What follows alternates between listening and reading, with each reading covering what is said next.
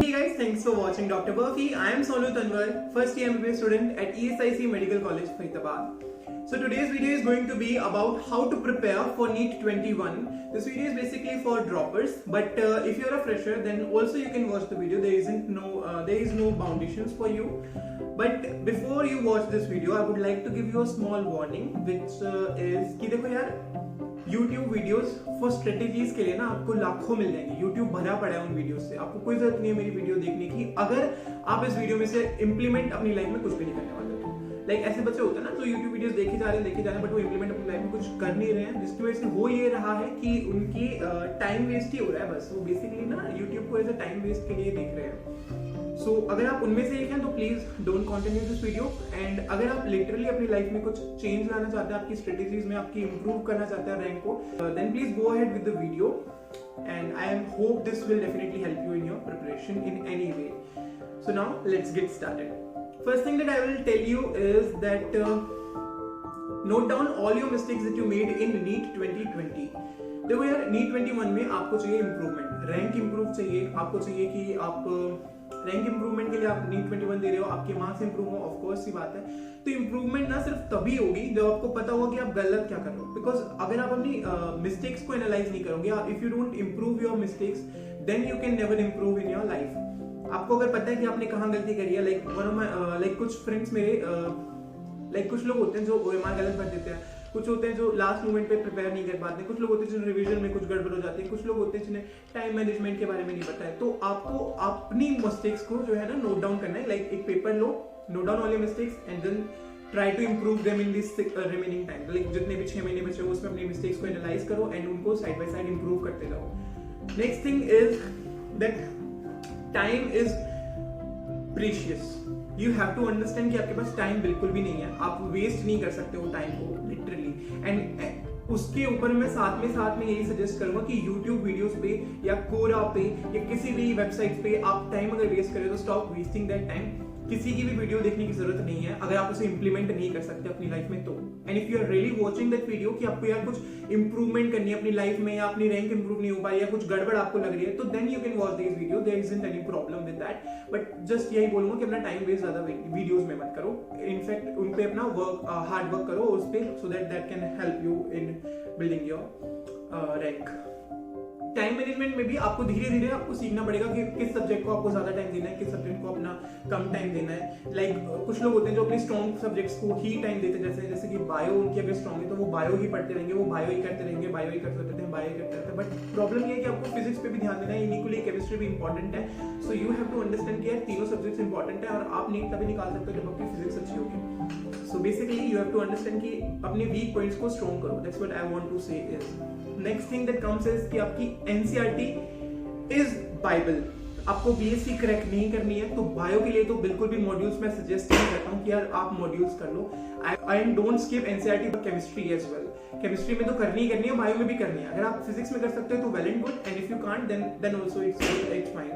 Physics में there is I will make another video for physics, so don't worry for that. Now this is what I wanted to say कि biology में आप NCERT करो. Of course NCERT skip मत करो. Now next thing that comes is book recommendation. Like आपको इसमें भी ना आपके टीचर्स आपके स्कूल में कोई और बुक होगी. जैसे हमारे स्कूल में SL हो थी, हमारी कोचिंग वाले हमें बोलते थे कि यार DC पांडे लो या फिर SC वर्मा लो. तो यार बुक्स में देखो, मैं सिंपल बोलूंगा, कंफ्यूजन रखना ही नहीं है. लोग आपको 10 बुक सजेस्ट करेंगे. 10 बुक्स को एक बार करने के बजाय आई विल सजेस्ट यू कि to do 1 book for 10 times. That will help you to gain your concepts. ना आपको उससे आपके concepts improve होंगे. जितने ज्यादा आपके concepts improve होते हैं तो basically NEET 21 improvement ही मांग रहे हैं. आपकी रैंक improve होगी, अपने marks improve होंगे और आपको ज्यादा कुछ चाहिए भी नहीं basically. So instead of doing 10 books one time, I will suggest you to do 1 book for 10 times. That will definitely give you some help. So now coming to the next point, which is your health. So देखो यार, simple सी बात है, अगर आप पूरे दिन का 12 घंटे पढ़ रहे हो तो आपका ब्रेन जो है ना वो बहुत ज्यादा स्ट्रेस्ड हो जाता है, राइट. तो वहां पे ना आपके ब्रेन को रेस्ट चाहिए. अब मैं हेल्थ की बात करूँ तो यहाँ पे मैं आपकी मेंटल हेल्थ और आपकी फिजिकल हेल्थ दोनों की बात कर रहा हूँ. मेंटल हेल्थ के लिए as if you can do meditation. Like दिन के अगर आप 10 मिनट की मेडिटेशन करते हो तो it won't take much of your time, but its benefits are infinite, right. And exercise में भी आप होम पे वर्कआउट कर सकते हो. लाइक कुछ लोग तो जिम भी नीट के टाइम पे ही ज्वाइन कर लेते हैं, ऑल्दो टाइम नहीं मिलता है। आई नो कि वो बहुत सारी चीज़ें उसमें मैनेज करनी पड़ती है। तो आप अगर अपनी हेल्थ के लिए इतने कॉन्शियस हो तो आपको उसमें ना थोड़ा सा आप दिन के आधा घंटा एक्सरसाइज कर सकते हो। It won't take much of your time but it will definitely help you a lot. क्योंकि मेरा मानना तो यही है कि यार एक fit mind will work much better than a stressed and a depressed mind, right?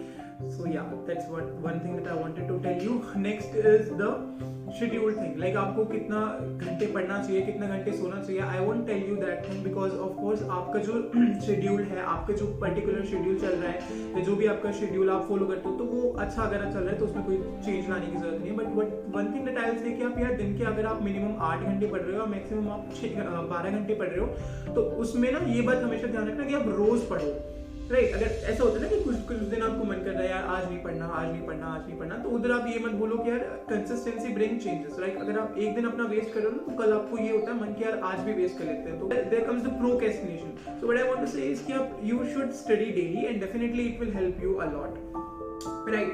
Sleep के लिए अगर से मिनिमम 6 आवर्स की स्लीप बहुत ज्यादा जरूरी है. अगर आप मिनिमम मैं 5 आवर्स के लिया करता था अपने टाइम पे, स्कूल के टाइम पे, and right now also college के टाइम पे मैं 5 आवर्स की स्लीप लेता था क्योंकि मेरे को मॉर्निंग में जाना होता था. सो what I will say is कि 5 घंटे की स्लीप आपके लिए बहुत जरूरी है. आपकी जो लास्ट डे जब आपका एग्जाम होगा तो उस टाइम पे आपको 6 घंटे की नींद जरूर लेनी है, otherwise you will spoil your whole paper. कुछ लोग सोचते हैं कि रात भर पढ़ लेंगे, पेपर अच्छे से दे लेंगे, तो ऐसा नहीं होता है. तो उस बात का जरूर ध्यान रखना कि आप लास्ट डे से पहले आप जरूर सोएं, राइट? नेक्स्ट थिंग इज कि से डायरेक्टली से good by two social media. कोई जरूरत नहीं है सोशल मीडिया चलाने की, कोई जरूरत नहीं है इंस्टा स्क्रॉल करने की, व्हाट्सएप स्क्रॉल करने की. It's just a time waste.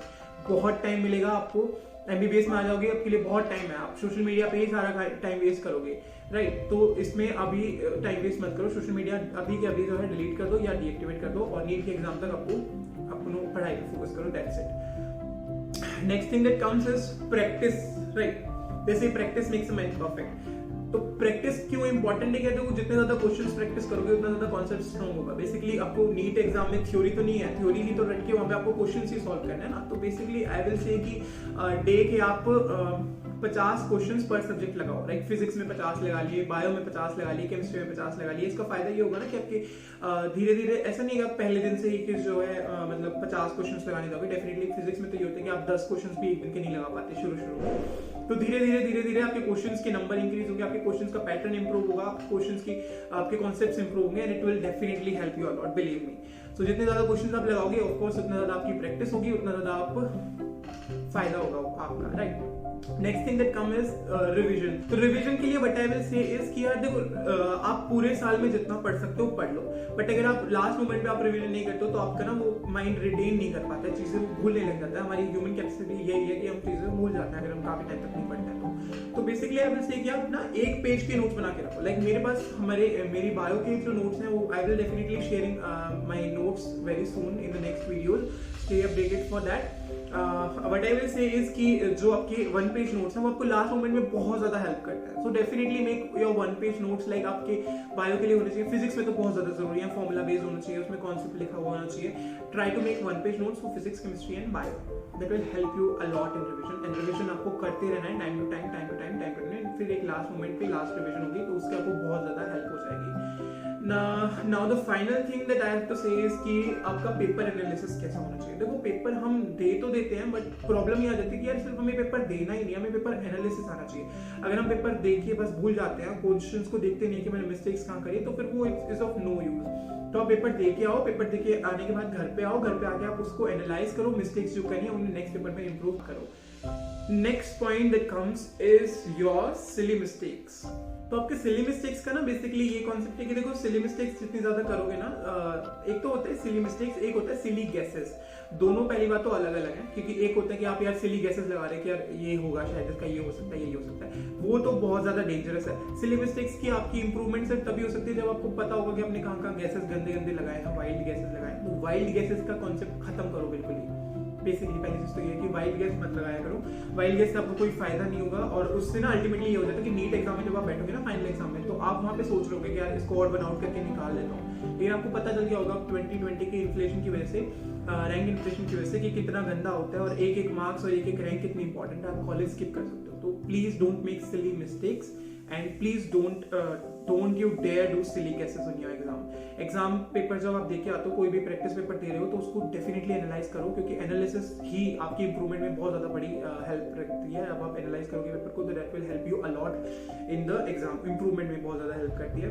और the last thing that I want to tell you is the concept of deadline, right. आपका जो भी पेपर जैसे होता है ना, एक आप सिलेबस एक टाइम पीरियड तक डिसाइड करो, अपने वीक टॉपिक्स को डिसाइड करो, पहले वो करने हैं, फिर स्ट्रॉन्ग पॉइंट्स को डिसाइड करो, अपने वीक पॉइंट्स पे ज्यादा फोकस करके करो, और उसके बाद में हो सकता है कि आप एक डेडलाइन डिसाइड करो, या फरवरी तक मेरे को पेपर खत्म करना है, या मेरे को मार्च तक पेपर खत्म करके रखना है। तो जब आप एक डेडलाइन डिसाइड कर लेते हो ना, वहाँ पे आपकी बहुत ज्यादा हेल्प हो जाती है उसमें। तो आप उसके लिए ना फिर ये होता है कि यार मेरे को इस टाइम तक सिलेबस खत्म कर लेना है, मेरे को और ज्यादा रिवीजन करनी है, मेरे को क्वेश्चन प्रैक्टिस बढ़ानी है, मेरे को प्रीवियस ईयर सॉल्व करनी है, तो वो सारी चीजें इसमें फिर आ जाती हैं एग्जिस्टेंस में। तो उन सब चीजों का ध्यान रखो, it is really important. By the way, deadline का कॉन्सेप्ट आपको बहुत हेल्प करता है कि यार इस टाइम तक मेरे को ये करना ही करना है, मेरे पास कोई ऑप्शन नहीं है, फिर उसके बाद में आप ऐड ऑन कर सकते हो जो आपका बचा हुआ चीज है।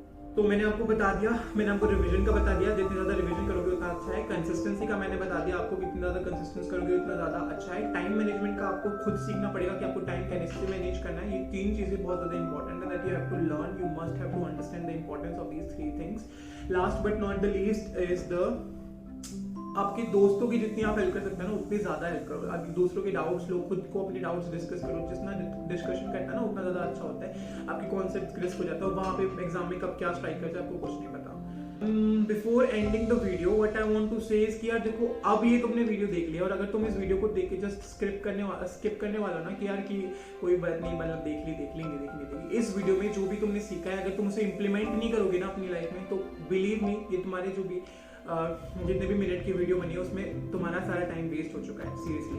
एंड अब ये लॉकडाउन में तुम्हारे पास ऑलरेडी बहुत ज्यादा टाइम है, यू हैव वेस्टेड, बट इससे आगे अपना टाइम मत वेस्ट करो। नीट 21 बहुत पास है, और अब तुम्हारे पास सिर्फ 5 से 6 महीने बचे हुए हैं, उसमें जितना ज्यादा इंप्लीमेंट करोगे तुम उतना ज्यादा तुम्हारी रैंक और मार्क्स इंप्रूव होंगे।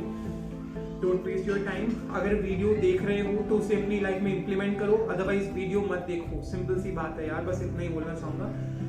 So I think this is enough for you to give you some inspiration to motivate you to work hard for your NEET exam for NEET 21 and 22 aspirants जो भी उसे देख रहे हैं, they can also implement, there isn't any problem in that. Have faith in yourself. You still have 6 to 7 months और last के ये 6-7 महीने ही deciding होते हैं कि आपका selection होना है या नहीं. Sure you like this video, do share with your friends and don't forget to subscribe the YouTube channel. Smile dear, I'm there with you, don't worry. Adios amigos, signing off.